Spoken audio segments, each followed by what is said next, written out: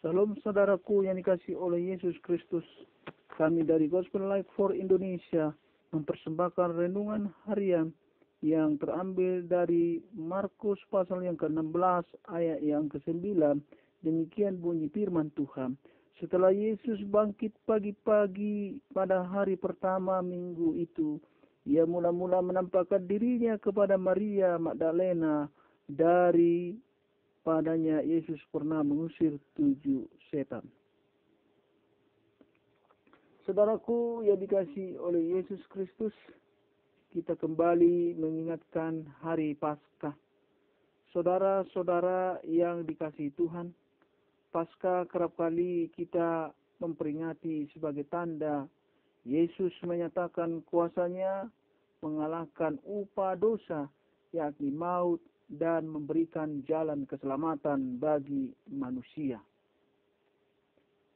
Saudaraku yang dikasihi oleh Yesus Kristus, dimanapun Anda berada, firman Tuhan ini merupakan bagian yang menceritakan peristiwa penting pasca kematian Yesus, seperti apa yang telah dinubuatkan bahwa Yesus bangkit 3 hari setelah kematiannya. Pada waktu itu tiba pertama sekali Yesus menampakkan dirinya kepada perempuan-perempuan yang datang ke kubur dan berpesan agar mereka menyampaikan hal ini kepada murid lainnya. Ke Galilea mereka harus pergi karena di sana Yesus akan menemui mereka. Kita dapat melihatnya di ayat yang ke-7. Berapa kali Yesus juga menampakkan diri kepada para murid agar menjadi kesaksian pemberitaan bagi banyak orang. Yesus meneguhkan hati mereka yang saat itu dirundung ketakutan dan gentar. Saudara yang dikasihi oleh Tuhan Yesus Kristus, menjadi saksi tentu bukan perkara mudah, karena seorang saksi haruslah mampu meyakinkan orang lain atas apa yang dilihatnya, didengar atau dirasakan, menyampaikan bahwa pesan itu benar adanya. Tentu dalam posisi ini Maria Magdalena, murid perempuan lain yang ikut datang ke kubur Yesus, 2 murid dalam perjalanan ke Emmaus yang menyaksikan kebangkitan Yesus, mengalami dilema yang sama di tengah perkabungan dan duka atas kematian Yesus yang baru beberapa hari. Mereka dikagetkan dengan apa yang dilihatnya. Kita dapat melihat di dalam Yohanes 20 ayat 1 sampai 10 itu. Ada beberapa perasaan campur aduk antara terkejut, takut, takjub, bersuka cita untuk menyampaikan pesan kepada orang-orang. Apalagi di dalam posisi ini, apa yang mereka sampaikan juga tidak mudah dimengerti, apalagi dipercaya, khususnya konteks pandangan masyarakat Yahudi tentang kesaksian perempuan sebagai kaum kedua dalam masyarakat. Beberapa murid perempuan turut menyaksikan dan memberitakan. Dan juga kebangkitan orang yang mati di dalam tradisi Yahudi menjadi sesuatu hal yang sulit diterima. Itu dapat kita lihat di ayat 9 sampai 13.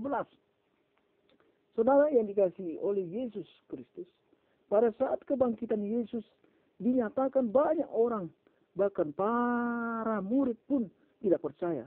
Sehingga Yesus menampakkan diri kepada ke-11 orang itu. Artinya murid Yesus itu. Dan Yesus mencela kedegilan hati mereka. Sebab masih ada keraguan, ketidakpercayaan, keangkuhan yang bisa saja timbul dari pandangan murid yang masih kecewa dan patah hati.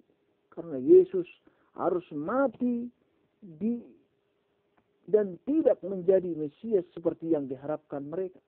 Atau bahkan memandang rendah orang-orang yang menyaksikan dan memberitakan berita kebangkitan lebih dulu. Sehingga teguran ini disampaikan Yesus. Saat hati mereka menerima arti kebangkitan yang sesungguhnya, mengerti arti Yesus sebagai juru selamat, maka para murid siap diutus untuk memberitakannya.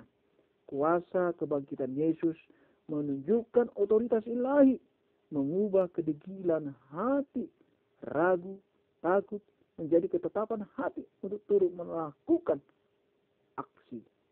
Bahkan mereka diberikan kuasa melakukan tanda mujizat, pelayanan, dan penyembuhan. Dengan melakukan hal ini, semakin banyak orang turut mengalami kuasa kebangkitan Yesus, sekalipun tidak lagi secara langsung menyaksikannya.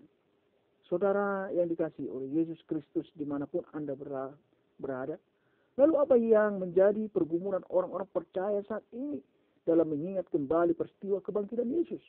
Tentu tidak mau memiliki kedegilan hati, di mana kehidupan kita tidak mau melihat dan merasa kuasa Tuhan yang sesungguhnya.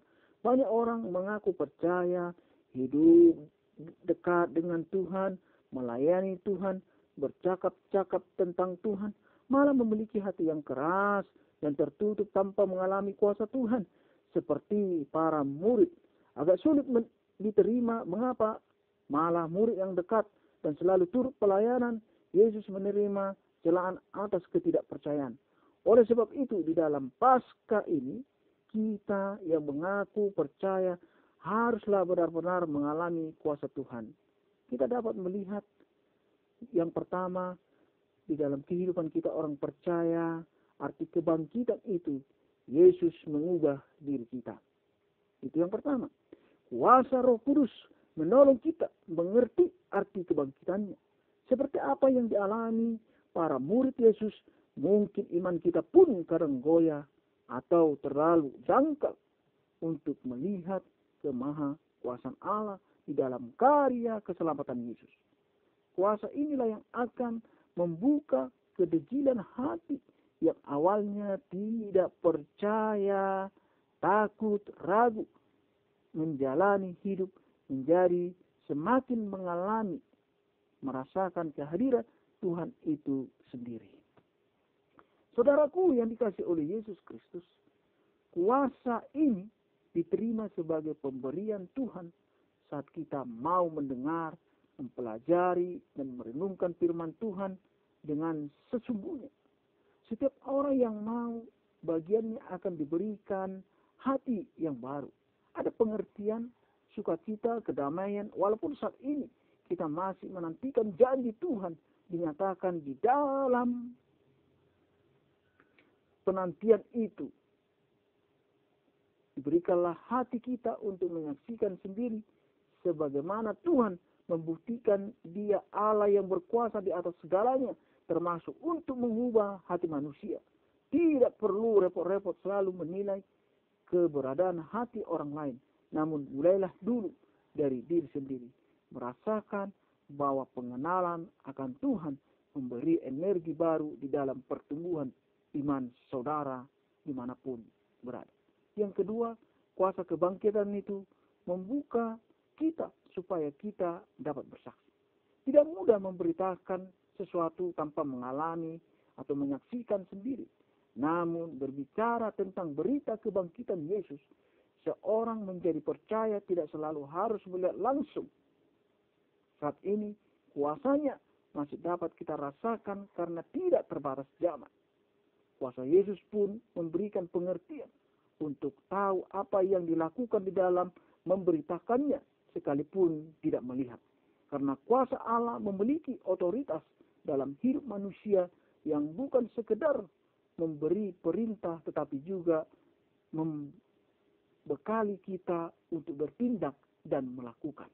Saudaraku yang dikasihi oleh Yesus Kristus, tentu bersaksi tentang kuasa kebangkitan tidak harus selalu dengan kata kesaksian lisan atau tulisan, atau bermodalkan tingginya ilmu atau pengalaman spiritual, tetapi kesaksian yang paling menyentuh saat orang lain dapat merasakan melalui sikap hidup hari lepas hari, mulai dari hal sederhana.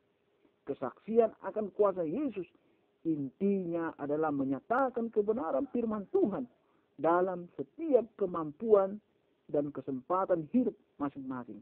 Cara bersaksi tidak harus selalu sama bagi setiap orang. Juga bukan berbicara tentang penilaian atas bagusnya atau tindakannya. Melainkan banyak tanda yang dapat disampaikan sesuai dengan panggilan masing-masing yang Tuhan beritakan bagi kita. Berilah diri kita untuk selalu dipakai Tuhan di dalam melayani yang mengubah kita, yaitu dari diri kita sendiri. Biarlah makna Paskah ini menjadi kekuatan di dalam hidup kita. Shalom, Tuhan Yesus.